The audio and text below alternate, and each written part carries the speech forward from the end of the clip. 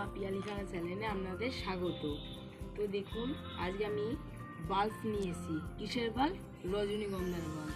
কম বেশি সব বাগানের ছাদেই পায় এই রজনীগন্ধা, আলো করে থাকে।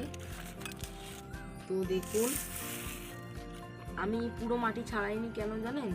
কারণ এর যে দেখুন গা দিয়ে এর যে বাল্ব বেরিয়েছে নতুন, দেখুন এর যে অজস্র বাল্ব বেরিয়েছে, এই বাল্ব এই বড় মেন যে বাল্ব রয়েছে সেইখান থেকে জল শোষণ করবে এবং জীবিত থাকবে।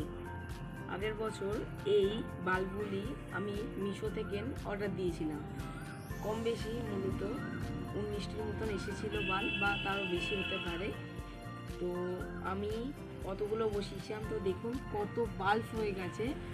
তো আমার দাম 65 ওরকম নিয়েছিল। তো আমি এখানে আগের মাটি আর নতুন মাটি মিক্স করে নিয়েছি। আপনারা পারলে এটা করতে পারেন, না করলে কোনো অসুবিধা নেই। তো এর মধ্যে আমি সার মেশাবো। তো কী সার মেশাবো? সবার ফার্স্টে দিচ্ছি ভার্মি কম্পোস্ট। মূলত এটি মার্চ মাসে হয়ে থাকে এই রজনীগন্ধা। তো আমার পেজে এর ফুল ছাড়া রয়েছে, ফুলের ভিডিও, তো আপনারা গিয়ে দেখে আসতে পারেন। তো প্রথমে দিলাম ভার্মি কম্পোস্ট, তারপর দিচ্ছি এখানে আমরা হাড় গুঁড়ো।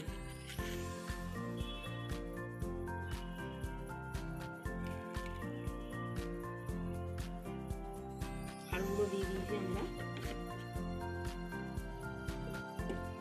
তো এবার আমরা দেবো 1 চামচ নিম খোল।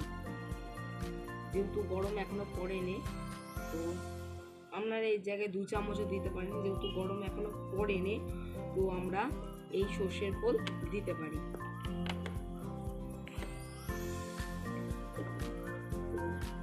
মাটিটি মিক্স করে নিয়ে বেশি মিক্স করার দরকার নেই, এমনি একটু শুধু।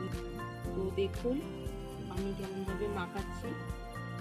যেহেতু এই মাটিটি কারণ ভিজে গেছে, কারণ এটি আমি নতুন মাটির সঙ্গে পুরনো মাটি মিক্স করেছি, তার জন্যে। তো দেখুন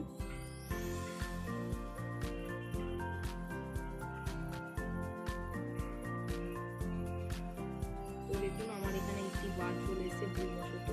তো এরকম যদি আপনারা বাল্ব পেয়ে থাকেন তো রেখে দেবেন, বসাবেন। যেহেতু আমার এখানে শেকড় রয়েছে, তো গাছটা মরবে না। তো এরকম কম বেশি থেকে যেতে পারে, আপনারা একটু মাখাতে মাখাতে যদি পেয়ে যান তো ভালো, নাহলে কোনো ক্ষতি হবে না।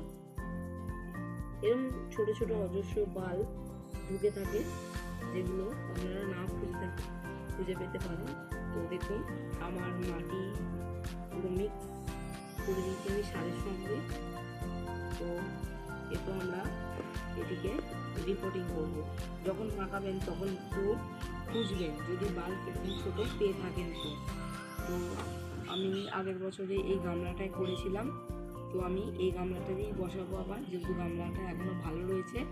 তো কী করে বসাবো চলুন দেখে নিই। সবার ফার্স্টে দিচ্ছি এই কুচো, মাটির ভাঁড়, চায়ের কাপ, এগুলো।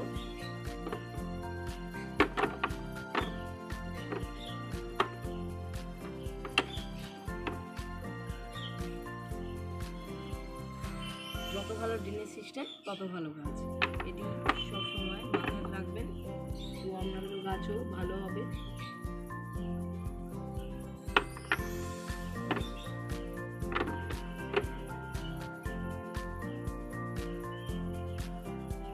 তো দেখুন আমি দিয়ে দিয়েছি কুচো, এরপর দেবো কিচেন ওয়েস্ট।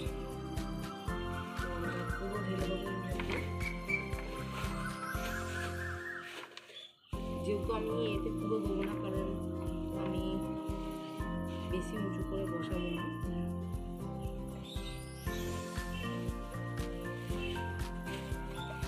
আপনার মানে সবটাই দিয়ে দিতে পারেন, আর এবার কিছু নেই।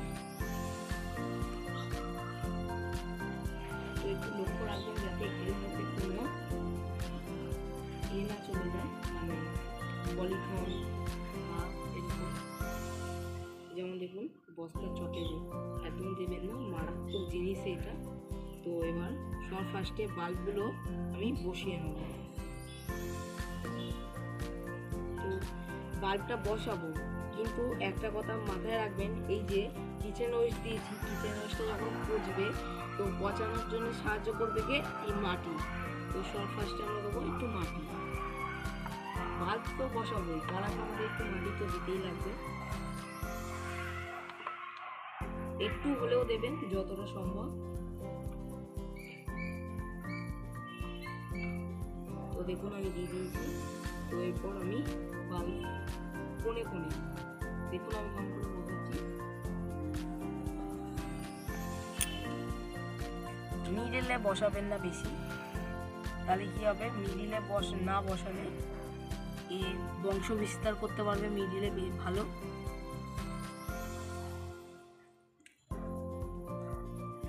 তো আমার তো জায়গা নেই, তো আমাকে মিডিলে বসাতেই হবে। এর থেকে যদি একটু বড় ড্রাম হতো তাহলে আপনারা হয়তো বসাতে পারতাম, তো কিছু করার নেই, গায়ে গায়ে বসাতে হবে, তাতেও কিছু ক্ষতি হবে না।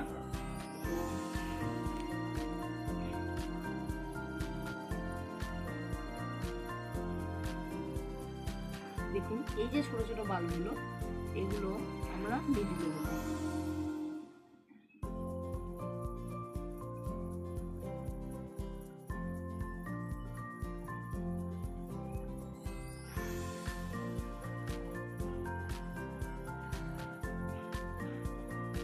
দেখুন আমি আপনাদের জন্য দেখার জন্য সামনে নিয়ে চলে এলাম, যাতে আপনারা ভালো করে দেখতে পারেন। দেখুন তাও আমার বাল্ব বেঁচে গেছে, কত বাল্ব হয়েছে শুধু ভাবুন। আর এই যে ছোট ছোট যেসব বাল্বগুলো রয়েছে, এই যে সেগুলো একটু মিডিলে ঢুকিয়ে দেবেন। একটু মাটি চাওয়া পড়ে গেলেও কিছু হবে না, কারণ এই বাল্ব গাছ মাটির ওপরেও বৃদ্ধি করতে পারে। তো দেখুন আমি এখানে এইগুলো বসিয়েছি, তো এর উপর দিয়ে আমরা মাটি দিয়ে দেবো।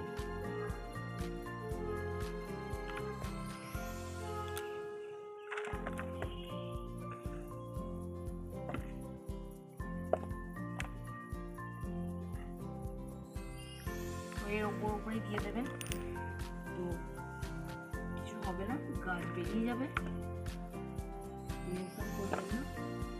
গাছ বের। তো দেখুন আমার বসানো কমপ্লিট। তো জল দিয়ে দেবো আমরা।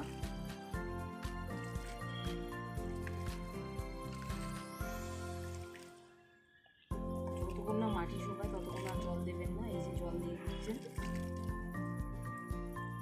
তো আপনাদের ভিডিওটা কেমন লাগলো আমাকে কমেন্ট করে জানাবেন। যদি ভিডিওটি ভালো লেগে থাকে লাইক, কমেন্ট, সাবস্ক্রাইব। তো আপনারা পাশে থাকার জন্য ধন্যবাদ।